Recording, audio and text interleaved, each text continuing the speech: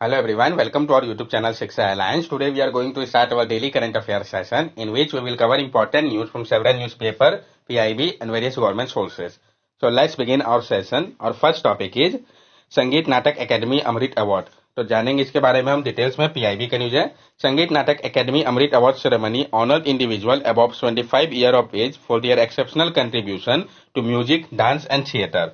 जो Sangeet Natak Academy Amrit award ceremony है, ये ऑनर करता है इंडिविजुअल को जिनका एज जो है 75 ईयर्स के अधिक है, उनके एक्सेप्शनल कंट्रीब्यूशन को देखते हुए म्यूजिक, डांस और थिएटर के फील्ड पे। संगीत नाटक एकेडमी अमृत अवार्ड जो है ये नेशनल ऑनर है। ये रिकॉग्नाइज करता है परफॉर्मिंग आर्टिस्ट, टीचर, स्कॉलर को उनके परफॉर्मिंग आर्ट के फील्ड पे। The honour include a cash prize of ₹1 lakh, a ताम्रपत्र एंड एन अंगवस्त्रम। और ये जो ऑनर है इसमें कैश प्राइज दिया जाता है ₹1 लाख का, एक ताम्रपत्र होता है और अंगवस्त्रम दिया जाता है। संगीत नाटक एकेडमी के बारे में हम जान ले। संगीत नाटक एकेडमी, जिसको कि हम national academy of music, dance and drama के नाम से भी जानते हैं, यह आपका ऑटोनोमस ऑर्गेनाइजेशन है जो कि ministry of culture, government of India के अंतर्गत आता है। इसको स्टैब्लिश किया गया था 1953 में। इसका मकसद था कि प्रमोट किया जाए और प्रिजर्व किया जा सके भारत के ट्रेडिशनल परफॉर्मिंग आर्ट को, जिसमें कि म्यूजिक, डांस और थिएटर आते हैं। नेक्स्ट टॉपिक हमारा लंदन इंडिया क्लब। तो हम जानेंगे जो लंदन इंडिया क्लब है इसके बारे में। London India Club historic establishment that serve as a meeting place for Indians in the United Kingdom during the independence movement got permanently close. जो लंदन इंडिया क्लब जो कि एक हिस्टोरिकल एस्टेब्लिशमेंट था, जो कि काम कर रहा था एक मीटिंग प्लेस के रूप में भारतीयों के लिए यूनाइटेड किंगडम में, इंडिपेंडेंस मूवमेंट के दौरान इसको परमानेंटली बंद कर दिया गया है। The club, located in the Strand Continental Hotel, offer Indian cuisine and serve as a hub for individuals associated with India in the UK. It has a rich history with interior that remained largely unchanged over the year. और ये जो club है ये आपका located है strand continental hotel पे, जो कि ऑफर करता था इंडियन कुजीन को, और साथ साथ ये एक हब था इंडिविजुअल के लिए जो कि एसोसिएटेड थे भारत थे यूके में। इसका काफी रिच हिस्ट्री था, इंटीरियर जो है वो लार्जली अनचेंज रहे सालों से। लंदन इंडिया क्लब के बारे में हम जान ले। Founded in 1951 by the Indian League, an organization initially advocating for India's independence and later promoting Indo-British friendship post-independence, the India Club play a crucial role in the life of Asian diaspora community in Britain. जो London India club है इसको found किया गया था 1951 में Indian league के द्वारा। ये एक ऑर्गेनाइजेशन था जिसको इनिशियली एडवोकेट किया गया था इंडियन इंडिपेंडेंस के लिए, लेकिन बाद में ये प्रमोट करने लगा इंडो ब्रिटिश फ्रेंडशिप को पोस्ट इंडिपेंडेंस के बाद। जो इंडिया क्लब है वो प्ले कर रहा था एक इंपॉर्टेंट रोल को, जो लाइफ है एशियन डायस्पोरा कम्युनिटी का ब्रिटेन में, उसके लिए। It hosted various group and activity including the Indian journalist association, Indian worker association and Indian socialist group of Britain. और इसने होस्ट किया है बहुत सारे ग्रुप और एक्टिविटी को, जिसमें कि आपका भारतीय जर्नलिस्ट एसोसिएशन, भारतीय वर्कर एसोसिएशन और भारतीय सोशलिस्ट ग्रुप ऑफ ब्रिटेन आते हैं। इसके एग्जिस्टेंस से जो इंडियन क्लब है इसने अट्रैक्ट किया था बहुत सारे प्रोमिनेंट विजिटर को, जिसमें कि डॉक्टर राजेंद्र प्रसाद जो कि फर्स्ट प्रेसिडेंट है इंडिपेंडेंट इंडिया के, लॉर्ड माउंटबेटन जो कि लास्ट वाइसरॉय थे भारत के, जवाहरलाल नेहरू, दादा भाई नौरोजी, बैटरन रुसेल, एमएफ हुसैन थे, वीके कृष्णा मेनन जो है जो कि एक डिप्लोमेट और फॉर्मर इंडियन डिफेंस मिनिस्टर भी रह चुके हैं, वो वन ऑफ द सेक्रेटरीज भी रह चुके थे इंडियन क्लब के। नेक्स्ट टॉपिक है हमारा श्रेयस स्कीम। पीआईबी के न्यूज इंपॉर्टेंट हो जाता है, हम जानेंगे श्रेयस स्कीम के बारे में। The Shreyas scheme, consisting of 4 central sub-schemes, has played a significant role in empowering students from scheduled caste and other backward classes in India since 2014-15. जो श्रेयस स्कीम है जो कि कंसिस्ट कर रहा है 4 सेंट्रल सेक्टर सब स्कीम को, वो 4 सेंट्रल सेक्टर सब स्कीम कौन कौन सा है ये भी हम जानेंगे। इसने एक इंपॉर्टेंट रोल निभाया है एम्पावर करने के लिए स्टूडेंट को जो कि शेड्यूल कास्ट या अदर बैकवर्ड क्लास से आते हैं भारत में 2014 से 14-15 के समय से। ये जो सब स्कीम है वो कुछ इस प्रकार है। Free coaching scheme for SC and OBC, यानी फ्री कोचिंग प्रोवाइड किया जा रहा है एससी और ओबीसी स्टूडेंट को। Top class education for SC, top class education दिया जा रहा है एससी को। National overseas scheme for SC, national overseas scheme provide किया जा रहा है एससी के लिए। और national fellowship for SC student, और नेशनल फेलोशिप भी दिया जा रहा है एससी स्टूडेंट को। This sub-scheme under the Shreyas umbrella have significantly contributed to the education and empowerment of SC and OBC students, enabling them to pursue higher education and excel in their chosen field. और ये जो सब scheme है Shreyas umbrella के अंतर्गत, इसने significantly contribute किया है एजुकेशन और एम्पावरमेंट में एससी और ओबीसी स्टूडेंट का। ये इनेबल करता है उनको कि वो परस्यू करे हायर एजुकेशन को और एक्सेल करे अपने चूजन फील्ड पे। नेक्स्ट टॉपिक हमारा किसान ऋण पोर्टल। तो जैसा कि इसका नाम बता रहा है उसी तरीके से ये काम करता है, जानेंगे हम इसके बारे में। Indian government has launched the Kisan Rin portal as a part of Kisan credit card scheme to revolutionise the agriculture sector. तो भारतीय गवर्नमेंट ने लॉन्च किया है किसान ऋण पोर्टल को। ये आपका पार्ट है किसान क्रेडिट कार्ड स्कीम का ही, जो कि एक रिवोल्यूशनाइज लाएगा एग्रीकल्चर सेक्टर के लिए। Additionally, the government launched the Weather Information Network Data System (WIND) portal and initiated a door-to-door KCC campaign. और साथ साथ गवर्नमेंट ने लॉन्च किया है weather information network data system विन पोर्टल को भी, और स्टार्ट किया है door to door KCC campaign को, प्रोग्राम को किसान क्रेडिट कार्ड का। किसान ऋण पोर्टल के बारे में हम जान लें। Kisan Rin digital platform will offer a comprehensive view of farmer data, scheme utilisation progress, loan disbursement specific and interest subvention claim, enhancing integration with bank for more efficient agricultural credit। जो किसान ऋण डिजिटल प्लेटफॉर्म है ये offer करेगा एक comprehensive view को farmer के data को लेके। जो स्कीम है ये यूटिलाइज करेगा प्रोग्रेस को, लोन डिसबर्समेंट स्पेसिफिक को, इंटरेस्ट सबवेंशन क्लेम को, और इनहेंस करेगा इंटीग्रेशन को बैंक के साथ, ताकि और ज्यादा अच्छे तरीके से एग्रीकल्चर क्रेडिट प्रोवाइड किया जा सके।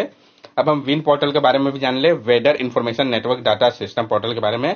Wind leverage advanced weather data analytics to provide stakeholder with actionable insight for informed weather related decision in agriculture।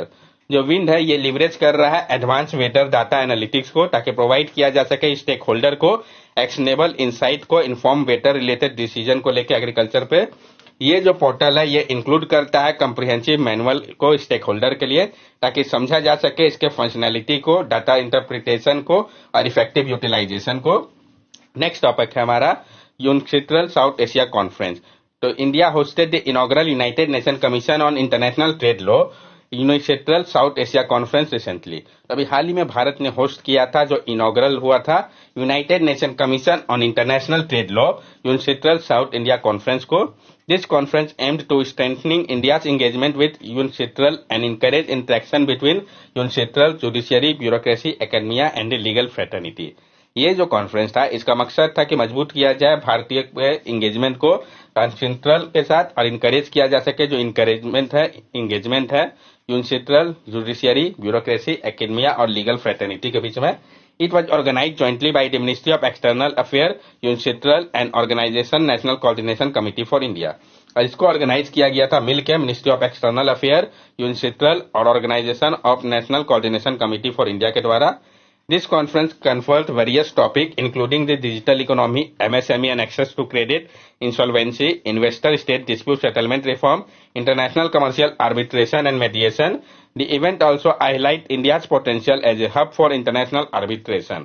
और ये जो कॉन्फ्रेंस था ये कवर कर रहा था बहुत सारे टॉपिक को, जो कि इंक्लूड करता है डिजिटल इकोनॉमी को, MSME और access to credit, insolvency, investor state dispute settlement reform, international commercial arbitration and mediation को। ये जो इवेंट है इसने हाईलाइट किया था जो भारत का पोटेंशियल है एक हब के रूप में इंटरनेशनल आर्बिट्रेशन के लिए। यूनिसेट्रल के बारे में हम जान ले। UNCITRAL stand for United Nation Commission on International trade Law. It is the principal legal entity within the United Nation system dedicated to international trade law. जो आपका यूनिसेट्रल है वो स्टैंड करता है United Nation Commission on International trade law के लिए। ये आपका मेन लीगल एंटिटी है यूनाइटेड नेशन सिस्टम के अंतर्गत, जो कि डेडिकेटेड है इंटरनेशनल ट्रेड लॉ के लिए। UNCITRAL is a legal body with universal membership that specialise in commercial law reform worldwide. It has been working for over 50 years to modernise and harmonise rule on international business. जो UNCITRAL है ये आपका एक legal body है universal membership के साथ, जो कि स्पेशलाइज कर रहा है इसके कमर्शियल लॉ रिफॉर्म को पूरे विश्व में। ये जो है काम कर रहा है 50 years से, ताकि मॉडर्नाइज किया जा सके और हार्मोनाइज किया जा सके रूल को इंटरनेशनल बिजनेस को लेके। UNCITRAL primary goal is to facilitate international trade by creating legal framework and instrument that promote fairness, transparency and efficiency in cross border commercial transaction. और जो यूनिसेट्रल है इसका मेन गोल है कि facilitate किया जा सके इंटरनेशनल ट्रेड को क्रिएट करके लीगल फ्रेमवर्क और इंस्ट्रूमेंट को, जो कि प्रमोट करेगा फेयरनेस को, ट्रांसपेरेंसी को और इफिशियंसी को क्रॉस बॉर्डर कमर्शियल ट्रांजैक्शन के लिए। नेक्स्ट टॉपिक है हमारा ऑपरेशन सजग। पीआईबी क्लूजर इंपॉर्टेंट हो जाता है, जानेंगे इसके बारे में हम। The Indian coast guard conducted a coastal security drill name operation Sajag along the west coast. किसके द्वारा किया गया इंपॉर्टेंट हो जाता है, तो जो भारतीय कोस्ट गार्ड है उन्होंने कंडक्ट किया है कोस्टल सिक्योरिटी ड्रिल को, जिसका नाम है ऑपरेशन सजग वेस्ट कोस्ट के पास। This drill aimed to involve all stakeholders in the coastal security system, reaffirm the effectiveness of coastal security measures, and raise awareness among fishermen at sea.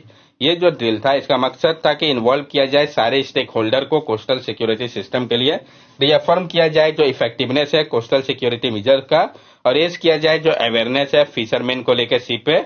To enhance coastal security, several measures have been implemented, including the issuance of biometric cards for fishermen, color coding of fishing boat according to each state, manned fish landing center, access control at entry-exit point, coastal mapping, allocation of specific marine band frequency for security agencies, and training of marine police personnel by the Indian Coast Guard.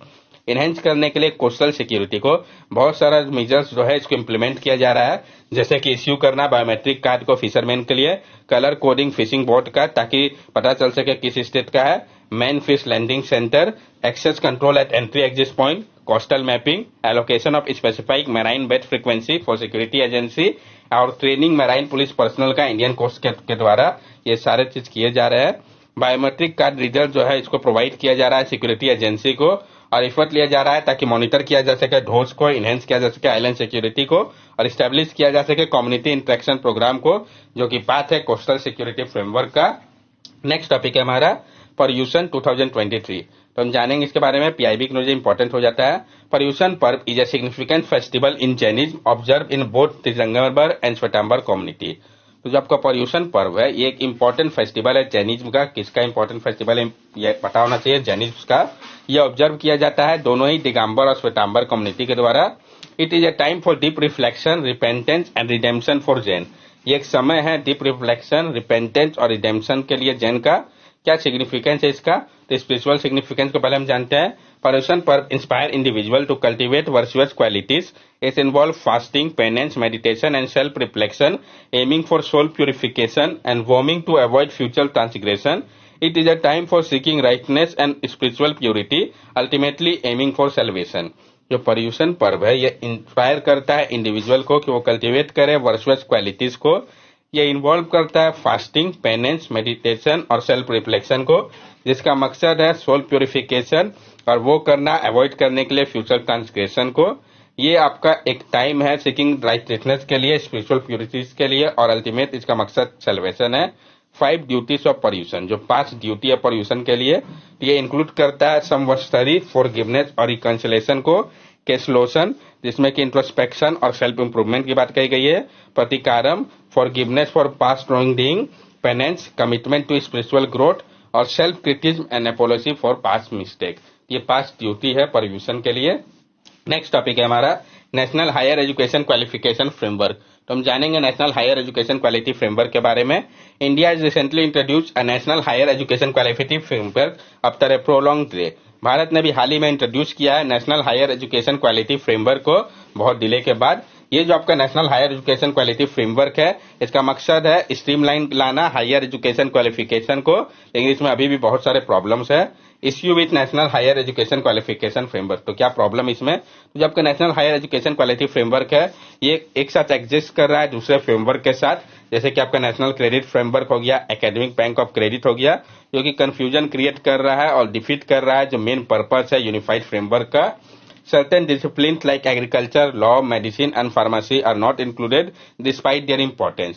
और कुछ जो discipline है जैसे कि agriculture हो गया, law हो गया, मेडिसिन हो गया, फार्मेसी हो गया, इस सबको नहीं इंक्लूड किया गया है, जबकि इसका इंपॉर्टेंस बहुत ज्यादा है. National higher education quality framework जो है ये ड्रॉ कर रहा है बहुत ज्यादा यूरोपियन बोलगोना प्रोसेस के ऊपर, जो कि नहीं पूरी तरीके से सूट करता है भारत के डाइवर्स और कॉम्प्लेक्स हायर एजुकेशन सिस्टम को. नेक्स्ट टॉपिक हमारा फॉस्फोरस. जानेंगे हम फॉस्फोरस के बारे में. तो भारत जो है वो सामना कर रहा है एक क्रिटिकल शॉर्टेज को लेकर फॉस्फोरस का, जो कि काफी ज्यादा जरूरी है फर्टिलाइजर के लिए, और लेकिन इसका बहुत ज्यादा इन्वायरमेंटल पॉल्यूटेंट भी हो रहा है. ये जो फॉस्फोरस शॉर्टेज हो रहा है ये इसके लिमिटेड अवेलेबिलिटी के कारण हो रहा है जियोलॉजिकल फॉर्मेशन पे, और जो ये कॉन्टेमिनेट करता है वाटर बॉडी को अगर ये प्रॉपरली मैनेज नहीं किया जाता. तो क्या रीजन है फॉस्फोरस के शॉर्टेज के पीछे?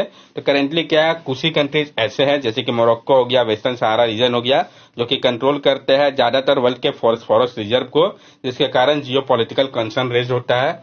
जो एक सिग्निफिकेंट इश्यू है को एग्जिस्टेंस को लेके कैडमियम का, जो कि एक हार्मफुल हैवी मेटल है जो फॉस्फोरस होता है कुछ डिपॉजिट में वहां पे ये पाए जाते हैं। और कैडमियम लेडन फर्टिलाइजर जो है इसका उपयोग किया जाता है एग्रीकल्चर पे, जिसके कारण हेल्थ कंसर्न होता है और कई बार हेल्थ डिजीज भी देखा जा सकता है। इंडिया जो है वर्ल्ड का लार्जेस्ट इंपोर्टर है फॉस्फोरस का, मेनली जो कि कैडमियम लेडन डिपॉजिट से आता है वेस्ट अफ्रीका के। और मोर ओवर सिर्फ स्मॉल पोर्शन ही माइन फॉस्फोरस है जिसका उपयोग होता है फूड के प्रोडक्शन पे। सिग्निफिकेंट अमाउंट जो है वो लॉस हो जाता है वाटर बॉडीज में एग्रीकल्चर रन ऑफ के रूप में। और ज्यादातर फॉस्फोरस जो है कंज्यूम किया जाता है पीपल जो कि एंड अप करता है सीवेज एक्सक्रीट करता है एनवायरमेंटल प्रॉब्लम जैसे कि एल्गल ब्लूम और फिश के डेथ को एड्रेस करने के लिए फॉस्फोरस के स्कैर्सिटी को आवश्यकता है कि इन माइनिंग जो है अर्बन सीवेज पे और हायर क्वालिटी फॉस्फोरस का किया जाए। ये जो अप्रोच है ये मदद करेगा एक सस्टेनेबल सोर्स ऑफ फॉस्फोरस को क्रिएट करने में, साथ साथ ये सॉल्व करेगा जो एनवायरमेंटल इश्यू हो रहा है। That's all for daily current affair session. अगर आपको हमारी वीडियो अच्छी लगी हो तो हमारे चैनल सब्सक्राइब करें, हमारे वीडियो को लाइक करें और ज्यादा से ज्यादा शेयर करें।